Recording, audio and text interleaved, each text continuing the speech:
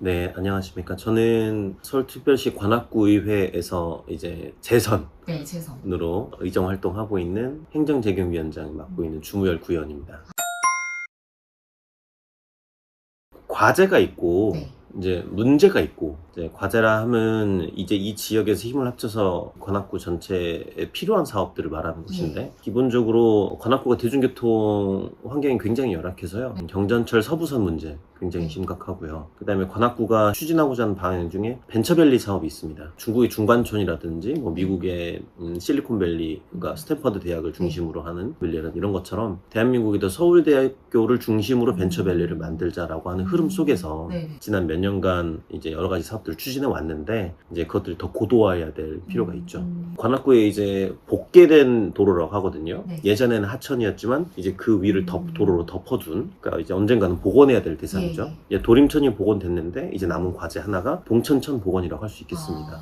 그래서 봉천천 복원, 그러니까 이렇게 한 3가지 정도가 관악구가 추진해야 할 역점 과제라고 볼 수 있겠고, 근데 이제 문제는 이제 제가 개인적으로 제일 크게 생각하는 건 전세 사기 문제입니다. 지금 이제 어느새 좀 기억에서 많이 잊혀지셨겠지만 대한민국 전체가 전세 사기 문제로 신음을 앓고 있었잖아요. 서울시 전체에서 관악구가 전세 사기 1등입니다. 전세 사기 피해자가 가장 많고, 그거는 이제 20, 30대 인구가 가장 많기 때문에 그렇습니다. 그렇죠. 연령대 인구를 대상으로 가장 큰 사기가 벌어졌었기 때문에 그 사기 피해자들의 피해를 복구하는 일이 가장 시급하다 할 수 있겠습니다. 제가 서울대학교 다닐 때 또 벤처 창업 동아리, SNU, 동아리를 SB 하셨어요? 이런 게 있거든요. 네. 지금 이제 30 몇 개, 40기까지 근처까지 가서 이제 유지가 되고 있는 모양이던데, 이제 그런 활동을 했었기 때문에 처음에 벤처밸리 만든다고 했을 때 부서도 이제 막 만들고 뭘 해야 될지도 네. 아무도 모르는 상황에서 일단 만들자 네. 라고 주장해가지고 이제 일이 시작됐을 때 거기 각기각층에 있는 그룹들을 다 모아서 간담회를 했었어요. 처음 이제 창업을 해보려고 도전하는 친구들, 또 몇 번 했다가 엎어져서 이제 좀 진심 모드로 사업을 하려고 하는 팀, 그리고 어느 정도 이제 일가를 이뤄가지고 이제 규모를 갖고 사업을 시작하고 있는 팀들을 다 만나서 그 팀들 의견 청취도 하고, 그런 과정 속에서 하나씩 사업들을 만들어 가서 이제 벤처밸리 조성과 관련해서 서울대, 서울시, 관악구가 함께 협업해가지고 이미 뭐 건물들도 꽤 많이 올렸고요. 지금 이야기 되기로는 한 600여 개 정도의 벤처 기업들이 좀 들어와 있고, 그 다음에 연인원이 한 벤처 기업이라고 하는 게 인원의 규모가 작으니까 한 3, 4천 명 정도 규모로 이제 구성되어 있다라고 이제 표방을 하고 있고요. 지난해 같은 경우에는 이제 벤처진흥원 설립하는 이제 조례를 만들고 진흥원이 만들어졌습니다. 그래서 벤처 생태계와 관련된 실제 필요한 일들은 공무원들이 다 할 수 있는 것은 아니고 관련된 전문가들이 오셔가지고 일들을 진행해야 되는 것이기 때문에 그런 사람들을 모으는 공간들을 만들었죠. 근데 이제 앞으로 남은 과제는 특정개발진흥지구라고 하는 사업이 있는데, 이제 관악구에서 이제 대상지 선정하고 이제 계획 승인까지는 끝났어요. 근데 이제 지정되는 것하고 그다음에 다시 지구 단위 계획을 변경해가지고 이제 추진하는 이 과정들이 있는데, 이제 그 과업들을 순서대로 밟아야겠죠. 그리고 경전철 서부선과 관련해서는 엎어졌습니다. 사실상 엎어졌다고 보는 게 맞고, 저는 이제 오세훈 시장의 과오라고 생각하는데요. 분명 본인이 서울시장 선거 출마할 때도 현수막으로 걸었었어요. 이제 추진하겠다. 그런데 결국 컨소시엄 자체가 엎어졌습니다. 그래서 이거를 재정사업으로 돌려서 이걸 좀 진행해야겠다라는 주장들을 이제 지역에서 하고 있습니다.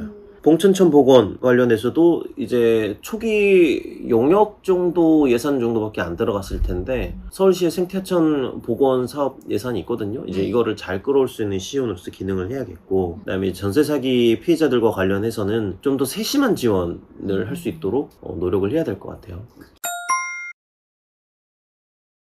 문제가 있고 과오가 있을 것 같거든요. 아까 이제 관악구가 가장 시급한 문제이기 때문에 전세 사기 문제를 계속 이야기를 하는데, 서울시 전역에 있는 문제고요. 심지어 서울시가 추진한 청년주택에도 이런 전세 사기 문제가 발생해서 작년 정도인가 크게 한번 이슈가 된 적이 있습니다. 그런 일이 없도록 문제들을 잘 다듬어 나가는 게 필요하겠고, 그러나 그게 어떤 오세훈 시장의 과오라고 보기는 어렵죠. 아마 선의로 사업을 시작을 했을 텐데 그것이 잘 관리 감독되지 않거나 이런 문제였을 것이라 생각되고, 그러나 이제 한강 수상버스 문제라던가 종묘와 건축 허가 등의 문제는 저는 분명한 과오라고 봅니다. 한강 수상버스는 제가 볼 땐 교통수단, 대중교통수단을 보기는 어려워요. 다만 오세훈 시장이 그걸 대중교통수단이라고 굳이 버스라고 이름을 붙인 것은 서울 시민의 세금을 투여하기 위한 본인의 어떤 정치적 혹은 사적인 목적이 분명한 것이거든요. 그건 분명히 바로 잡아야 된다, 이렇게 생각하고 있습니다. 이제 의회가 야당이냐 여당이냐에 따라서 그 역할이 좀 다르거든요. 그렇죠. 이제 아마도 돌아오는 지방선거는 분위기상 네. 이제 우리가 이제 여당이 될 가능성이 네. 높죠. 여당이 되면 이제 해야 되는 역할은 이제 한 두 가지 정도의 관점으로 봐야 되는데, 방향과 방식입니다. 방향이 더불어민주당이 추구하고자 하는 그 방향에서 어긋났을 때, 그 방향에서 어긋났다, 혹은 사실 우리 정당의 어젠다는 무엇이다 라는 것을 선명하게 또 말해줄 수 있는 역할이 있어야 되겠고요. 네. 또 방식과 관련해서는 저는 이제 인사와 예산 혹은 사업이라고 볼 수 있겠습니다. 그러나 저는 인사는 단체장의 고유한 권한이니 그것은 예. 조금 더 존중해 주되, 이 사업 개개별에 있어서의 투명성이라던가 또 효용성이라던가 이런 것들을 잘 지적하는 의회가 되어야 된다, 이렇게 생각하고 있습니다. 네. 만약 야당이 된다면 야당이 된다면 네. 이제 방향성과 관련해서 네. 뭐 아주 드라이브를 심하게 걸어야죠.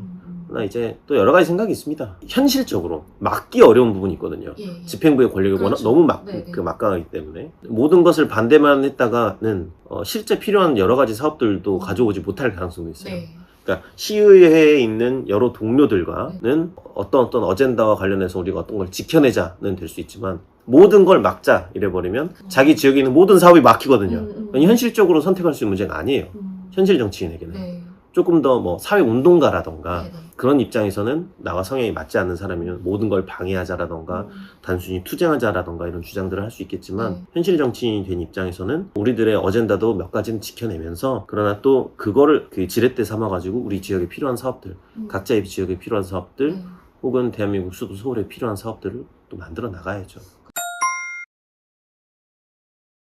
이재명 대통령이 한 이야기인데요. 권력이 아니라 권한을 추구해야 된다라고 생각이 듭니다. 인간은 굉장히 권력적 동물이에요. 권력이 아니라 권한을 추구해야 된다는 말은 인간이 가지고 있는 본성의 한계를 넘어서야 한다는 주장이거든요. 근데 정치인은 그냥 가만히 두면 권력적으로 변합니다. 그렇기 때문에 스스로 끊임없이 반성하고 반추해서 내가 지금 가지고자 하는 것은, 설사 나의 본성은 그것이 권력이라고 인식할지라도 그것을 구현해내는 방식이나 그걸 다루는 방식에 있어서는 이건 나의 권한에 불과하고 나는 잠시 머물렀다 가는 사람이다 라는 입장을, 철학적 입장을 지속적으로 스스로 견지하고 화두에 염두에 두고 있는 것이 전 중요하다고 생각합니다.